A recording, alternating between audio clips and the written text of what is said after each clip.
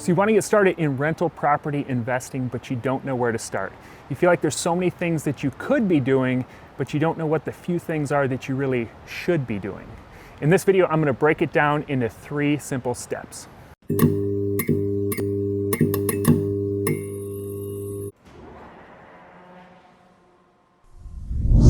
I'm Kirby Atwell from Living Off Rentals, where we believe that the absolute best investment a person can make is a high quality rental property. And if you believe that as well, you are in the right place. I'm about to break down the steps to get started buying rental properties. If you don't believe that, then you're in the wrong place. You can turn off the video and you are dead to me. Just kidding, but if you do want to get started investing in real estate, you are in the right place, because I'm about to break down the first 3 steps that I would take if I was to start investing. Actually, not if I could go back and start investing over again, because that would mean I'd be going back 14 years to April of 2006 when I bought my first rental property and starting over again. What I'm going to talk about is if I was to start today in 2020, having the knowledge of investing for the last 14 years, these are the 3 things that I would recommend that anyone who's getting started do. So when I was first getting started, maybe you can relate to this, I was totally overwhelmed. I was reading a lot of books on rental property investing.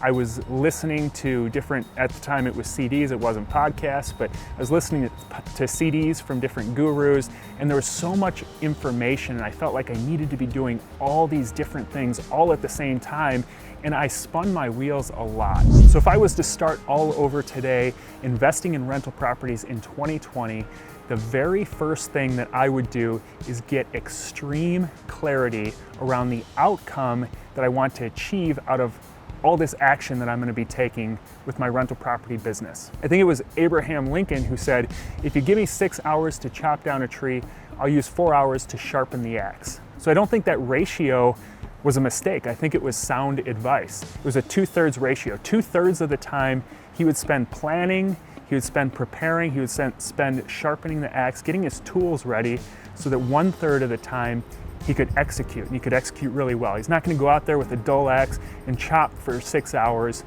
He's gonna take 4 hours, sharpen that axe, prepare, and do really good work the other 2 hours. I think your rental property business should be very similar.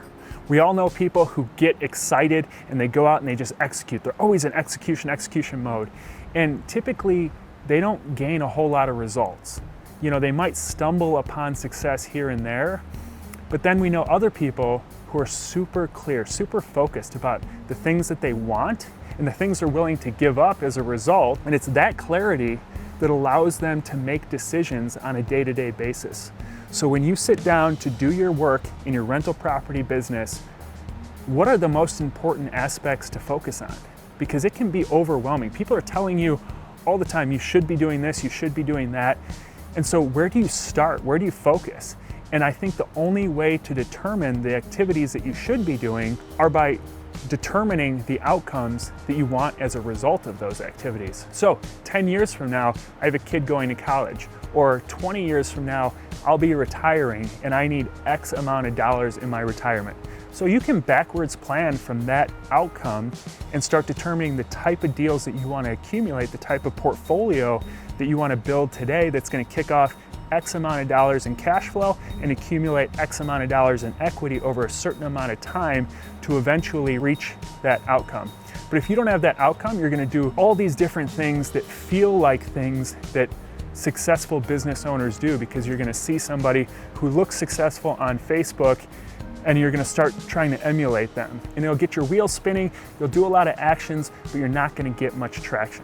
So determine the outcome that you want up front and then backwards plan from there, and that will help you start to take action. All right, now that you've got extreme clarity around the outcomes that you want to achieve as a result of investing in rental properties, the very next thing that I would recommend doing is to have an extreme singular focus on acquisitions, on finding properties. I can't tell you how many times I go to RIAs or I go to different real estate events and I talk to people and I ask them, so what are you working on?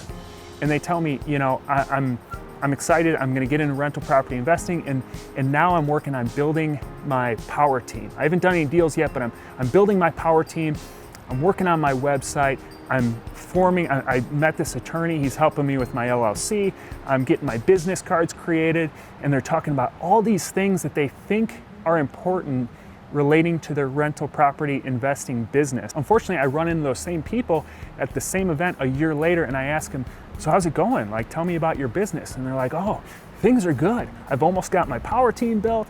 You know, my website, it's almost perfect. I got this great business card, and they show me their business card. And I say, that's awesome. So tell me about the deals you're doing. And they still haven't done any deals. They've spent a whole bunch of money. They've spent a ton of time, but they haven't done any deals because they haven't recognized the importance of acquisitions. That's where everything happens, is in the acquisitions phase. You can't do everything all at once. You don't want to be a mile wide and an inch deep.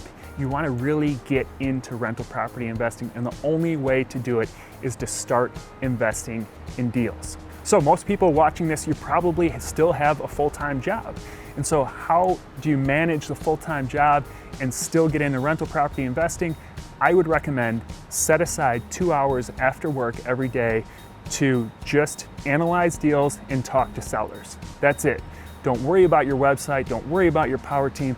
All those things come once you get deals. But the first thing you should do is talk to sellers. If you're not submitting offers, then you don't have a business. That's the only way you get great deals, and great deals are the only thing that's going to help you grow your business. It's going to take a little bit of sacrifice. You're going to have to decide what other things you're going to cut out, but when it comes to your business, you'll know the exact activities you should be working on is acquisitions. When you sit down to do work, the only activities you should be working on to the extent humanly possible. Sometimes you're going to have to do a few other things here and there just to keep the lights on, but to the extent possible, just focus on finding great deals initially.